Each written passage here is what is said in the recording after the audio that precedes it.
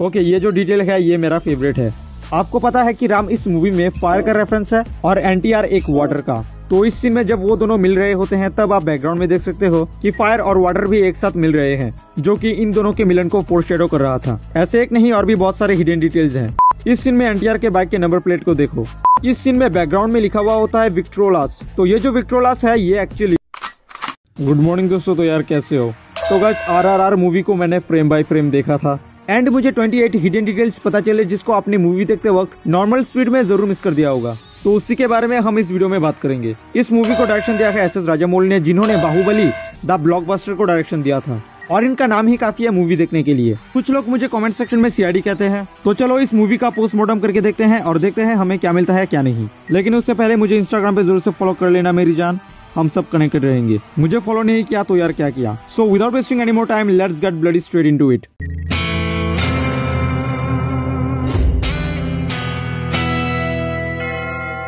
Alright, detail number 1। तो इस scene में जब द स्टोरी बोल के लिखा हुआ होता है तब आप नोटिस करना कि बैकग्राउंड में एक मल्ली बोल के साउंड आता है, जो कि काफी सही बात है क्योंकि इस मूवी की स्टोरी मेनली मल्ली उस छोटी बच्ची की वजह से ही स्टार्ट हुई थी। Detail number 2। इस सीन में स्कॉट के पास जो राइफल है ये वही राइफल है जिसको इस सीन में राम को गोली मारने के लिए वो यूज करता है एंड यस वो निशाना चूक जाता है और इस राइफल को हम इस एंडिंग के सीन में भी देखते हैं। अब हो सकता है कि ये राइफल उसका फेवरेट था और अगर मैं रॉन्ग नहीं हूँ तो ये शायद 8x है, 8x स्कोप, जिससे आप टारगेट को जूम करके देखते हो। और जहाँ तक मुझे पता है 8x स्कोप पहली बार 1941 में वर्ल्ड वॉर 2 में यूज किया गया था और ये कहानी 1920 की है। तो यार 1920 में ये 8x स्कोप कहाँ से आ गया? अब हो सकता है कि ये 8x स्कोप नहीं है, कुछ और ही चीज है। अगर ये 8x नहीं है तो ठीक है, और अगर ये 8x है तो ये मिस्टेक है। चलो जाने दो, अब छोड़ो भी। वेल, मिस्टेक से याद आया, एक चूतिया के मिस्टेक वीडियो में मैंने देखा था।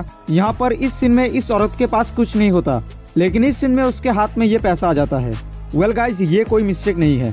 इस सीन में यहाँ पर डायरेक्टर हमें पैसा दिखा के ये कहना चाहते हैं कि ये औरत सिर्फ इस बच्ची को वापस लाने नहीं गई थी, उसके बदले में उन्हें जो पैसे मिले थे उसको भी वापस करने गई थी। इस मूवी में 2 ऐसे सीन थे जो मुझे बहुत बुरा लगा। ये बिल्कुल गलत है, हमें औरतों पे बिल्कुल भी हाथ उठाना नहीं चाहिए। मैं यहाँ पर प्ले नहीं करूंगा क्योंकि इट हर्ट्स। Detail number 3। इस सीन में कुछ पुलिसों को ब्रिटिश अपने प्रोटेक्शन के लिए रखते हैं और इन पुलिसों के लाइन में अगर आप ध्यान से नोटिस करोगे तो यहाँ पर ज्यादातर इंडियन है। मेरे ख्याल से सभी इंडियंस ही है, मतलब देख सकते हो फॉरेनर्स की चापलूसी। अगर अटैक होगा तो फाइट में सिर्फ इंडियंस को चोट लगे और ब्रिटिश पुलिसों को उन्होंने बहुत पीछे रखा था। और ऐसा भी नहीं है कि ये सब हाई रैंक के ऑफिसर्स हैं इसलिए ये सब पीछे थे, ऐसा भी नहीं है। मतलब देख सकते हो फॉरेनर्स की चापलूसी। तो इस सीन में जनता बैरिकेड में एक जोर से धक्का लगाते हैं, लेकिन इस कैमरा एंगल से अगर आप देखोगे तो ये जो ऑफिसर है जो बहुत दूर है वो भी डर जाता है, लेकिन राम नहीं डरा था। तो इससे आप एक छोटा सा अंदाजा लगा सकते हो कि उनके अंदर कितना ज्यादा साहस है। Detail number 4। अच्छा, ये तो आपको पता ही है कि इस मूवी में राम एक फायर का रेफरेंस है। क्यों है इसके बारे में हम बाद में बात करेंगे। और एनटीआर यानी कि भीम एक वाटर का रेफरेंस। तो जब राम की एंट्री हमें मूवी में दिखाया जाता है तब आप नोटिस करना कि कैमरा का जो व्यू है वो एक फायर से स्टार्ट होती है, यानी कि एक आग को दिखाकर स्टार्ट होती है। और जब एनटीआर की एंट्री हमें मूवी में दिखाया जाता है तो उस कैमरा के व्यू का स्टार्टिंग वाटर से ही हुआ था। Detail number 5। तो इस सीन में एनटीआर के बाइक के नंबर प्लेट को देखो, इस सीन में देखो और इस सीन में देखो। इन नंबर्स को मैंने गूगल पे सर्च किया था लेकिन इसके रिलेटेड मुझे कुछ नहीं मिला, लेकिन एक चीज मुझे पता चल गई कि ये तीनों ही डिफरेंट है। यानी कि एनटीआर के पास खुद का मोटरसाइकिल नहीं था, उनके दुकान में मोटरसाइकिल रिपेयर के लिए आते थे और उन्हें एनटीआर रिपेयर करने के बाद चलाता था। तो यार लाइक कर देना अगर आपने इसको मूवी में मिस कर दिया था। Detail number 6। अब इस चीज को शायद ही आपने नोटिस किया होगा, इस सीन में राम एक ड्रम से छलांग लगाते हैं और फिर वो इतना ऊपर उठ जाते हैं। एक छलांग से इतना ऊपर, अजीब है ना। वेल, अगर आप इसको फ्रेम बाय फ्रेम देखोगे तो आप देख सकते हो राम ने सिर्फ ड्रम से ही नहीं यहाँ से भी छलांग लगाया था। आई नो, काफी नॉर्मल सा डिटेल था। Detail number 7। अब ये डिटेल मेरा फेवरेट है और इस चीज के लिए तुम्हें लाइक करना पड़ेगा। इस सीन में एनटीआर यानी कि भीम अपने शरीर में खून यानी कि ब्लड डालते हैं and this scene which was very similar to this scene of Baahubali 2। हाँ गाइस, हाँ मुझे पता है कि आपको पता है और ये डिटेल भी नहीं है। डिटेल यह है कि बाहुबली में ब्लड यूज हुआ था और यहाँ पर इस सीन में अगर आप इसको ब्लड समझ रहे हो तो आप रॉन्ग हो, ये ब्लड नहीं है। इस सीन में अगर आप इसको ध्यान से जूम करके देखोगे तो इसका जो कलर है वो पर्पलिश है और ब्लड कभी भी पर्पल नहीं होता, वो सिर्फ रेड होता है। इसके बाद ये सीन आता है जहाँ पर ये लोग इस पर्पल कलर के फूल से कुछ जूस बना रहे होते हैं। तो मुझे लगता है कि ये वही जूस है, लेकिन ये बहुत गाढ़ा है। वेल, इसका एक और प्रूफ भी है मेरे पास। ये लोग जिस चीज के अंदर इस जूस को सेव कर रहे थे, उसी चीज से एनटीआर अपने शरीर के ऊपर ये जूस डालता है। शायद ये ऐसा एक जूस था जो टाइगर को अपनी तरफ अट्रैक्ट करता हो। हाँ, मुझे पता है कि ब्लड भी टाइगर को अपनी तरफ अट्रैक्ट करता है, लेकिन कोई दूसरों का खून अपने शरीर पे क्यों डालेगा? और अगर आप हॉस्पिटल से ब्लड लाने जाओ तो आपको थाउजेंड्स ऑफ डॉक्यूमेंट्स दिखाना पड़ेगा कि इस ब्लड का आप करोगे क्या। मतलब आसान नहीं है। और अगर एनटीआर ब्लड के लिए हॉस्पिटल जाता तो फॉरेनर्स उसे आसानी से पकड़ लेता। तो ये 100% श्योर है कि ये ब्लड नहीं है। तो यार इस चीज के लिए लाइक कर देना प्लीज। Detail number 8। इस सीन में एक जानवर एनटीआर को देख रहा होता है। आप बोलोगे कि ये फॉक्स उसे देख रहा था, है ना? वेल, अगर आप इसको ध्यान से नोटिस करोगे तो यहाँ पर एक जानवर एनटीआर के लेफ्ट साइड से देख रहा होता है और इस फॉक्स की एंट्री होती है यहाँ से। उसे दूसरा जानवर लेफ्ट साइड से देख रहा था, यानी कि इस जगह से देख रहा था। तो वो एक्चुअली टाइगर था जो उसे लेफ्ट साइड से देख रहा होता है। और इस सीन में हम टाइगर का व्यू देखते हैं और ये व्यू काफी हद तक मैच करता है। तो आप कह सकते हो कि यहाँ पर एनटीआर को वो टाइगर देख रहा था। So I hope you understand. Detail number 9। तो ये जो सीन है जहाँ पर एनटीआर दौड़ रहे होते हैं, इस सीन को मैंने बार बार स्लो मोशन में देखा और मुझे लगता है कि एनटीआर रियल में नंगे पैरों से दौड़े थे। वो उनका ओरिजिनल पैर ही था। आप बोलोगे ये पागल हो गया, ये क्या बक रहा है? वेल, मैं आपको बता दूं, captain America the first Avenger में कैप्टन का रोड पे दौड़ने वाला सीन तो आपको याद ही है। इस सीन के लिए क्रिस इवेंस अपने पैरों में पैर जैसे देखने वाला एक जूता पहना था और वो रोड फ्लैट था, लेकिन यहाँ पर यह जंगल काफी उबड़ खाबड़ है। तो मैंने जब यहाँ वहाँ थोड़ा रिसर्च किया तब मुझे पता चला कि एनटीआर रियल में नंगे पैरों से ही दौड़े थे। उन्होंने कोई भी प्रोडक्शन यूज नहीं किया था। डायरेक्टर ने बोला था कि कुछ प्रोडक्शन यूज कर लो, लेकिन एनटीआर इसको रियलिस्टिक दिखाने के लिए रियल में नंगे पैरों से दौड़े थे और दौड़ते वक्त उनके पैरों में चोट भी आए थे और उन्हें थोड़े कांटे भी लगे थे। तो यार हीरो बनना कभी भी आसान नहीं होता। Detail number 10। तो यहाँ पर एनटीआर और ये भाई साहब और कुछ लोग सभी मिलकर टाइगर का शिकार करते हैं। ऑलराइट, तो इस सीन में एनटीआर के पास एक लॉकेट होता है और ये शायद किसी जानवर का दांत है, हो सकता है किसी टाइगर का दांत। और इनके पास जो लॉकेट है वहाँ पर शायद किसी जानवर का हड्डी है, यानी कि एनटीआर यानी कि भीम और ये भाई साहब दोनों मिलके पहले भी शिकार कर चुके हैं। ये उनका पहला शिकार नहीं है, वो पहले भी शिकार कर चुके हैं और वो दोनों एक्सपर्ट है शिकार में। Detail number 11। तो इस सीन में एनटीआर को एक टाइगर का पंजा लगता है। तो आपसे सवाल है कि उसको कितनी बार टाइगर के पंजे लगे थे? आप बोलोगे एक बार या फिर 2 बार, है ना? ये 1 और ये 2, यानी कि उससे टोटल 3 बार टाइगर के पंजे लगे थे।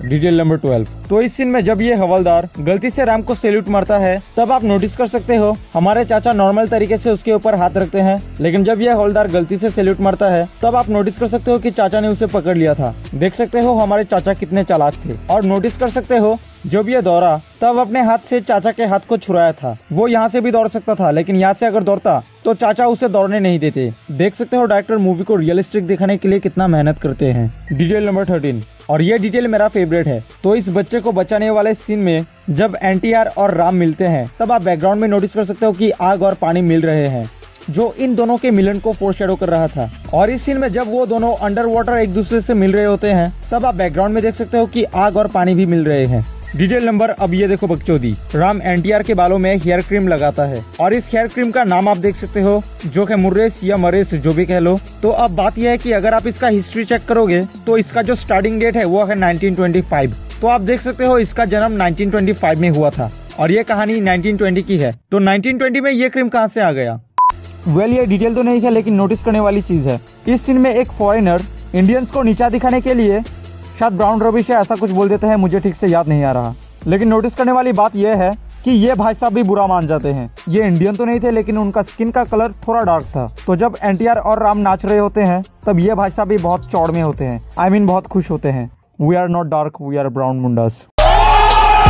Detail number 16। जब राम एनटीआर के फ्रेंड को मार रहा होता है तब उसके हाथ से वो लॉकेट निकलकर बाहर गिर जाता है और ये शो कर रहा था कि अपने ही लोगों के ऊपर अत्याचार करना अच्छी बात नहीं है। और इस लॉकेट को उठाने के बाद राम उसे मारना बंद कर देता है। Detail number 17। इस सीन में राम एनटीआर को जिस टेक्निक से बुलाता है, एंडिंग के इस सीन में एनटीआर राम को उसी टेक्निक से ही बुलाता है, I mean साउंड की मदद से। और इस साउंड का जो रिदम है वो नाटू नाटू सॉन्ग के एक रिदम से काफी हद तक मैच करता है।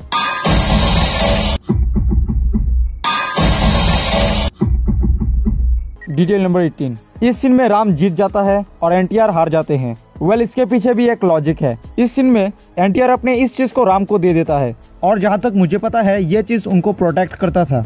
इसका क्या नाम है मैं भूल गया, लगुन तो नहीं हो सकता क्योंकि वो व्हाइट होता है। एनीवेज तो ये चीज इस सीन में राम को प्रोटेक्ट कर रहा था, एनटीआर को नहीं। आई hope you understand. Detail number 19। इस सीन में एनटीआर स्कॉट के बंगले पे हमला कर देता है। वेल नोटिस करने वाली बात यह है, एनटीआर अपने चेहरे को ढककर हमला कर सकता था सुपर हीरो के जैसे, लेकिन इस सीन में उसने कहा था कि सामने से वार करेंगे। तो अगर आप किसी के सामने से वार करो और अगर आप अपना चेहरा ढक लो तो वो सामने से वार नहीं होता। सामने से वार प्रॉपर फेस टू फेस होता है।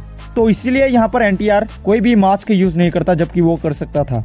Detail number 20। अब ये जो डिटेल है ये मेरा फेवरेट है। इस सीन में अजय सर के बेल्ट पे अगर आप ध्यान से नोटिस करोगे तो आप देख सकते हो कि उनका एक बुलेट मिसिंग है, क्योंकि राम ने उस बुलेट से फायर किया था, इसलिए यहाँ बेल्ट पर एक बुलेट मिसिंग होता है।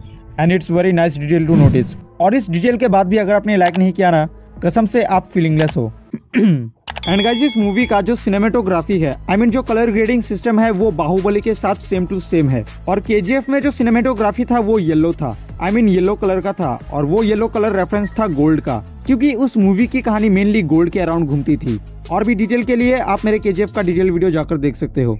और भी बहुत सारे सीन थे जो बाहुबली के साथ काफी हद तक मैच करते थे। Here is the side by side comparison so that you can easily जज।